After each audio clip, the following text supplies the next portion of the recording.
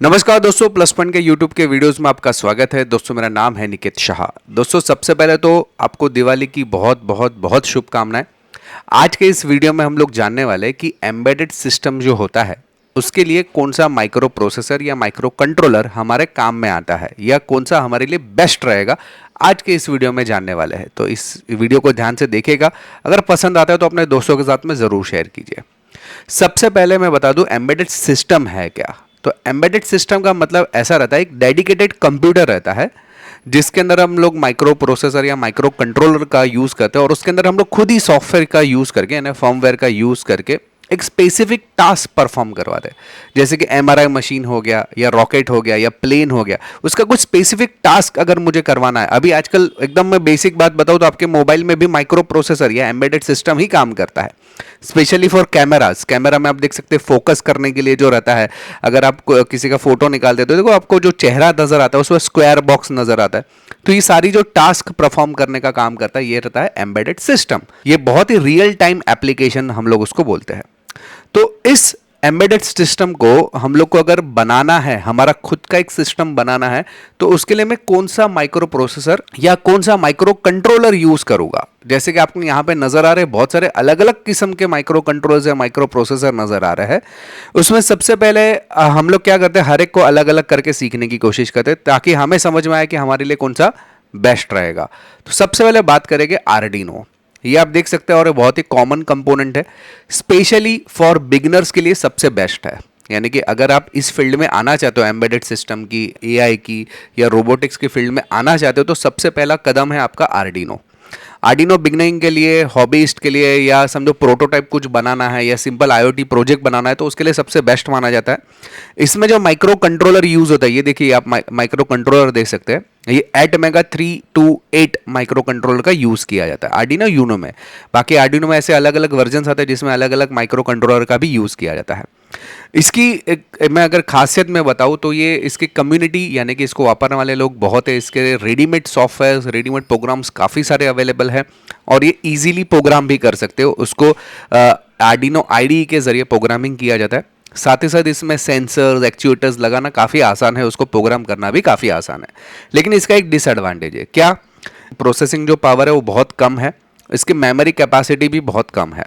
यानी कि बहुत बड़ा अगर प्रोग्राम आप अगर करना चाहते हो, बहुत बड़ा टास्क परफॉर्म करना चाहते हो तो ये आपके काम में नहीं आएगा।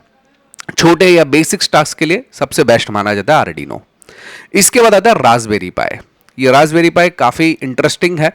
रास्पबेरी पाई सीखने से पहले जानकारी के लिए होता है तो हम लोग ने ऑनलाइन में भी बहुत सारे कोर्सेज चालू कर दिए जिसमें इलेक्ट्रॉनिक्स है, आर्डिनो है, रास्पबेरी पाई है, नोड MCU है, प्रोग्रामिंग के भी बहुत सारे कोर्सेज है, इलेक्ट्रिकल के है, laptop repairing, mobile repairing, CCN है, वायरमैन, ऐसे बहुत सारे कोर्सेज है। लगभग 58 से ज़्यादा कोर्सेज है। ये सारे कोर्सेज अगर करना है ना तो आपके लिए स्पेशल आज का एक लास्ट डे बाकी है डिस्काउंट का, जो कि Diwali discount, mega discount offer रहता है और साल में एक ही बार आता है। तो अगर आपको ये कोर्सेज करना है तो हमारा एप्लीकेशन का नाम है प्लस पॉइंट ट्रेनिंग।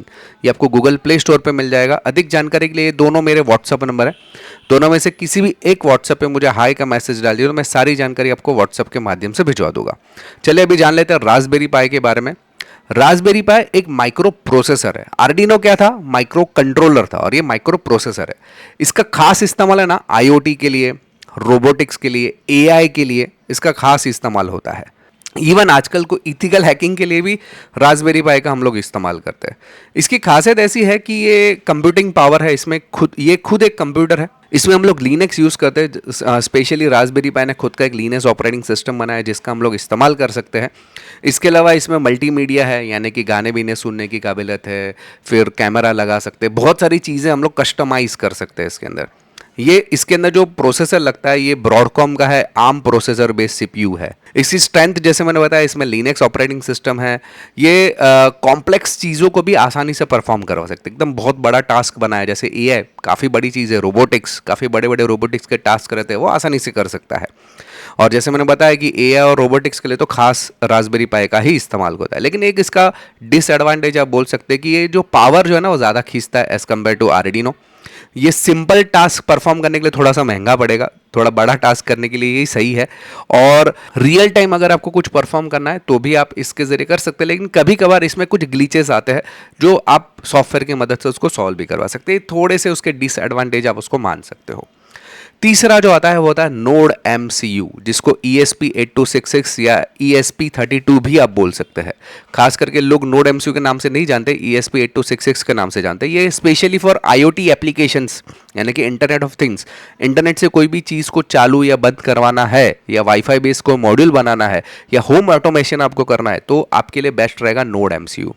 ये भी एक माइक्रो कंट्रोलर है, यानी कि आर्डिनो के जैसा माइक्रो कंट्रोलर है, और ये ESP8266 वाली चिप ही यूज़ करता है खुद की ही। ओके, इसमें इनबिल्ड वाईफाई भी है, इनबिल्ड ब्लूटूथ भी है, लो कॉस्ट है, प्राइस मतलब पावर इसका कंजम्पशन बहुत ही कम है, और स्मॉल फैक्टर्स के लिए काफ़ी आसान है। IoT के लिए सबसे बेस्ट माना जाता है नोड MCU। लेकिन इसका एक ही लिमिटेशंस है, ये हैवी टास्क जो है परफॉर्म नहीं कर सकता रास्पबेरी पाई के जैसा। रास्पबेरी पाई के अंदर भी खुद का वाईफाई, खुद का ब्लूटूथ सब कुछ है, इसमें भी है, लेकिन ये स्पेसिफिक टास्क के लिए, एक माइक्रो कंट्रोलर होने की वजह से छोटे छोटे टास्क के लिए ज़्यादा परफॉर्म करेगा। बड़े टास्क के लिए आपके पास रास्पबेरी पाई है, ठीक है। इसके बाद अदर माइक्रो कंट्रोलर्स भी कुछ आते हैं, जिसमें STM32 करके जो है एक माइक्रो प्रोसेसर, जिसको ARM Cortex M बोलते हैं हम लोग, कोर्टेक्स प्रोसेसर भी बोल सकते हैं, या कोर्टेक्स माइक्रो कंट्रोलर भी आप बोल सकते हैं। ये भी काफ़ी बढ़िया है। ये भी हाई परफॉर्मेंस मॉनिटरिंग के लिए, या समझो इंडस्ट्रियल एप्लीकेशन अगर आपको कुछ बनाना है, जैसे PLCs के रिलेटेड आपको कुछ प्रोग्राम बनाना है, या CNC मशीन के करना है, तो आप ये वाला प्रोसेसर कोर्टेक्स का यूज़ कर सकते हो। इसके अलावा आपको 8051 माइक्रो कंट्रोलर, हालांकि ये बहुत ही पुराना हो गया, आजकल कोई ज़्यादा यूज़ नहीं करता, लेकिन अभी भी कहीं कहीं छोटे छोटे रोबोटिक्स टास्क के लिए हम लोग 8051 माइक्रो कंट्रोलर को सिखाते हैं, और माइक्रो कंट्रोलर के ज़रिए भी रोबोटिक्स को यूज़ करते हैं। 8051 ये सबसे पहला है, सबसे पुराना माइक्रो कंट्रोलर है। इसके अलावा पिक माइक्रो कंट्रोलर, जिसको पेरिफेरल इंटरफेस कंट्रोलर बोलते हैं, अभी आज की तारीख में अगर आपके वॉशिंग मशीन रहेगा, या टीवी रहेगा, या फ्रीज रहेगा, या एयर कंडीशन रहेगा, जिसमें PCB आता ना, उसमें ये वाला माइक्रो कंट्रोलर ज़्यादा यूज़ होता है, पिक यानी कि पेरिफेरल इंटरफेस कंट्रोलर। ये भी इंडस्ट्रियल या कंज्यूमेबल जो प्रोडक्ट्स रहते हैं, तो कंज्यूमर एप्लीकेशंस के अंदर ज़्यादातर यूज़ होता है। जैसे मैंने बताया कि वॉशिंग मशीन, उसमें सबसे ज़्यादा यूज़ होने वाले जो माइक्रो कंट्रोलर है वो यही है। ये भी आजकल ज़्यादा इंपॉर्टेंट माने जाते हैं एम्बेडेड सिस्टम्स के लिए। तो दोस्तों, अगर मैं पूरा समराइज करूं तो आर्डिनो जो है वो एकदम ईजी है, बिगनर के लिए अच्छा है। रास्पबेरी पाई पावरफुल है, कॉम्प्लेक्स सिस्टम के लिए काफ़ी आसान पड़ेगा, माइक्रो प्रोसेसर है।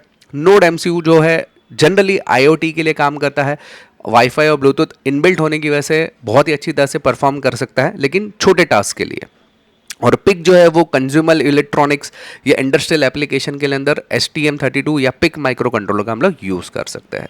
तो दोस्तों, अभी आप खुद समझ सकते हो कि आपको क्या करना है, उसके अनुसार आप माइक्रो प्रोसेसर या माइक्रो कंट्रोलर को आप परचेस कर सकते हो। तो दोस्तों, आई होप कि ये वीडियो आपको पसंद आया रहेगा। वीडियो अगर पसंद आया तो अपने दोस्तों के साथ में ज़रूर शेयर कीजिए। अगर ये जितने भी मैंने आपको बताया ना, ये सारे कोर्सेज अवेलेबल है हमारे पास। तो कोर्सेज करने के लिए आपको हमारा एप्लीकेशन है प्लस पॉइंट ट्रेनिंग नाम का, ये गूगल प्ले स्टोर पर मिल जाएगा। अधिक जानकारी के लिए आपको ये दोनों व्हाट्सअप नंबर दिख रहे हैं, दोनों में से किसी भी एक व्हाट्सअप नंबर पे मुझे हाई का मैसेज डाल दिए, मैं सारी जानकारी आपको व्हाट्सअप के माध्यम से भिजवा दूंगा। चलिए दोस्तों, आज के इस वीडियो में इतना ही। अगर आप नए हैं चैनल के ऊपर तो प्लीज़ सब्सक्राइब का बटन दबा के बेल का आइकॉन दबा दीजिए, ताकि हमारे जो भी नए वीडियोज़ आएगा उसको नोटिफिकेशन आपको जल्द से जल्द मिल जाए। चलिए, इस वीडियो में इतना ही। Thanks for listening.